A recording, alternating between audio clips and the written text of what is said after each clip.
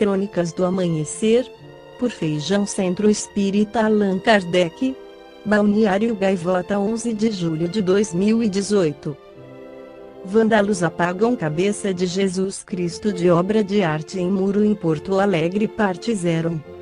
A discussão sobre censura, arte e liberdade ressurgiu com força em Porto Alegre, 6 meses após a polêmica gerada pela exposição Queer Museu, mostra sobre a presença gay na arte que acabou suspensa pelo Santander Cultural.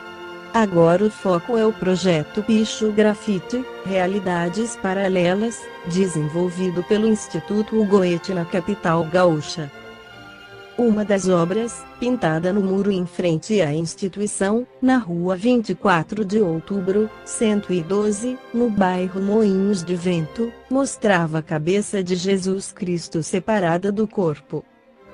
Na terça-feira 0105, o trabalho foi alvo de vândalos que apagaram a cabeça e, no lugar, escreveram "Ele ressuscitou". A obra original era do grafiteiro e artista de arte de rua Rafael Augustaitis. A intervenção no muro é parte de um projeto que inclui também vídeos, gravuras e desenhos na galeria do Instituto. Como era a pintura original do grafiteiro Rafael Augustaitis no muro em Porto Alegre. Nos últimos dias, relatos no Facebook indicavam que o Instituto Goethe já estava sendo alvo de manifestações de ódio.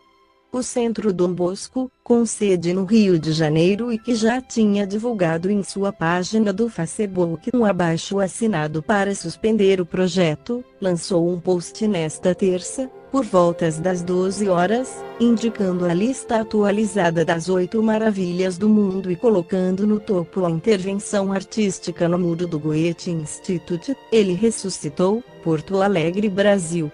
Um seguidor postou o comentário, Brasil 7x1 Alemanha. A instituição cultural é de origem alemã. Nessa segunda-feira, 30, antes do episódio do vandalismo, o Instituto divulgou nota dizendo que em nenhum momento a intenção foi de ofender sentimentos religiosos. O Goethe afirma ainda que a melhor forma de lutar contra a intolerância é a educação e a promoção do diálogo. Por isso, vamos, em breve, convidar a todos para um debate público a fim de discutir a ligação entre arte e religião e os desdobramentos que se originam nessa relação.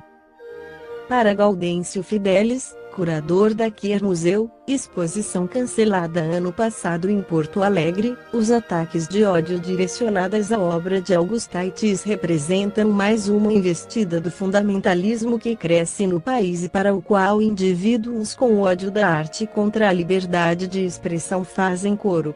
As consequências do que estamos presenciando são desastrosas porque alimentam o desenvolvimento de uma cultura em que as pessoas passaram a compreender imagens como se fossem manifestações concretas, e metáforas como declarações de ações reais e parte da realidade objetiva, completa Fidelis.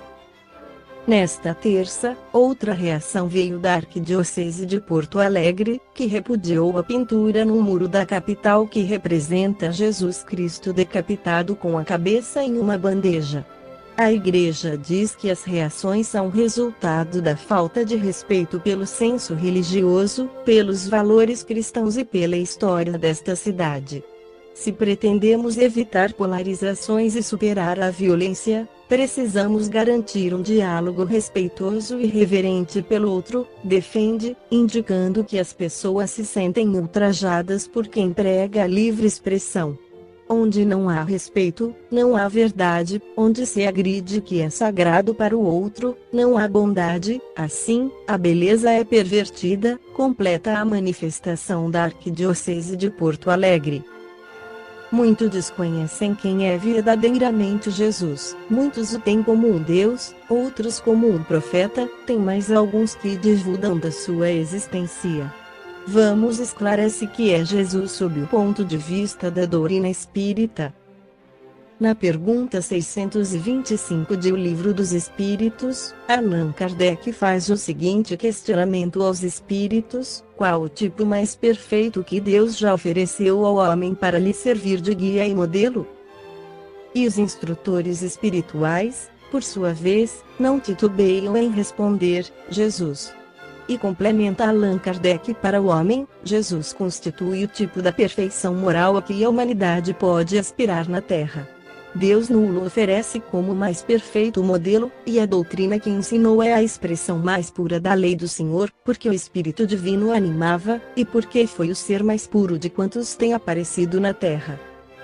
Em A Gênese seguiu esclarecendo Allan Kardec sobre a sua visão de Jesus, sem nada prejulgar quanto à natureza do Cristo, natureza cujo exame não entra no quadro desta obra, considerando-o apenas um espírito superior, não podemos deixar de reconhecê-lo um dos de ordem mais elevada e colocado, por suas virtudes, muitíssimo acima da humanidade terrestre. Pelos imensos resultados que produziu, a sua encarnação neste mundo forçosamente há de ter sido uma dessas missões que a divindade somente a seus mensageiros diretos confia, para cumprimento de seus desígnios. Mesmo sem supor que ele fosse o próprio Deus, mas unicamente um enviado de Deus para transmitir sua palavra aos homens, seria mais do que um profeta, porquanto seria um Messias divino. Como homem, tinha organização dos seres carnais, porém, como espírito puro, desprendido da matéria, havia de viver mais da vida espiritual, do que da vida corporal, de cujas fraquezas não era passível. A sua superioridade com relação aos homens não derivava das qualidades particulares do seu corpo, mas das do seu espírito, que dominava de modo absoluto a matéria, e da do seu perispírito, tirado da parte mais quintessenciada dos fluidos terrestres. A classificação dos espíritos se baseia no grau de adiantamento deles, nas qualidades que já adquiriram e nas imperfeições de que ainda terão de despojar-se. Esta classificação, aliás, nada tem de absoluta. Apenas no seu conjunto cada categoria apresenta caráter definido. De um grau a outro a transição é insensível e, nos limites extremos, os matizes se apagam, como nos reinos da natureza, como nas cores do arco-íris, ou, também, como nos diferentes períodos da vida do homem. Podem, pois, formar-se maior ou menor número de classes, conforme o ponto de vista de onde se considere a questão. No Livro dos Espíritos, entre as perguntas 100 a 113, Allan Kardec faz a classificação dos espíritos da seguinte forma: os espíritos, em geral, admitem três categorias principais, ou três grandes divisões. Na última, a que fica na parte inferior da escala, estão os espíritos imperfeitos, caracterizados pela predominância da matéria sobre o espírito e pela propensão para o mal. Os da segunda se caracterizam pela predominância do espírito sobre a matéria e pelo desejo do bem, são os bons espíritos. A primeira, finalmente, compreende os espíritos puros, os que atingiram o grau supremo da perfeição. Esta divisão nos pareceu perfeitamente racional e com caracteres bem positivados. Só nos restava pôr em relevo, mediante subdivisões em número suficiente, os principais matizes do conjunto. Foi o que fizemos, com o concurso dos espíritos, cujas benévolas instruções jamais nos faltaram. Com o auxílio desse quadro, fácil será determinar-se a ordem, assim como o grau de superioridade ou de inferioridade dos que possam entrar em relações conosco e, por conseguinte, o grau de confiança ou de estima que mereçam. É, de certo modo, a chave da ciência espírita, porquanto só ele pode explicar as anomalias que as comunicações apresentam, esclarecendo-nos acerca das desigualdades intelectuais e morais dos espíritos. Faremos, todavia, notar que estes não ficam pertencendo, exclusivamente, a tal ou tal classe. Sendo sempre gradual o progresso deles e muitas vezes mais acentuado no sentido do que em outro, pode acontecer que muitos reúnam em si os caracteres de várias categorias, o que seus atos e linguagem tornam possível apreciar-se. O Espírito Emmanuel, pela psicografia de Francisco Cândido Xavier no livro A Caminho da Luz, lançado em 1939, onde ele esclarece que, rezam as tradições do mundo espiritual, que na direção de todos os fenômenos do nosso sistema existe uma comunidade de espíritos puros e eleitos pelo Senhor Supremo do Universo, em cujas mãos se conservam as rédeas diretoras da vida de todas as coletividades planetárias. Essa comunidade de seres angélicos e perfeitos, da qual é Jesus um dos membros divinos, ao que nos foi dado saber, apenas já se reuniu, nas proximidades da Terra, para a solução de problemas decisivos da organização e da direção do nosso planeta, por 2 vezes no curso dos milênios conhecidos. A primeira, verificou-se quando o orbe terrestre se desprendia da nebulosa solar, a fim de que se lançassem, no tempo e no espaço, as balizas do nosso sistema cosmogônico e os pródromos da vida na matéria em ignição, do planeta, e a segunda, quando se decidia a vinda do Senhor à face da Terra, trazendo à família humana a lição imortal do seu evangelho de amor e redenção. Com o esclarecimento de Emmanuel sabemos que Jesus pertence à primeira ordem, que são os espíritos puros, que, de acordo com a pergunta 113 do Livro dos Espíritos, não recebem nenhuma influência da matéria e têm superioridade intelectual e moral absoluta, com relação aos espíritos das outras ordens. Pertencem a uma classe única, e os espíritos que a compõem percorreram todos os graus da escala e se despojaram de todas as impurezas da matéria. Tendo alcançado a soma de perfeição de que é suscetível a criatura, não tem mais que sofrer provas, nem expiações. Não estando mais sujeitos à reencarnação em corpos perecíveis, realizam a vida eterna no seio de Deus.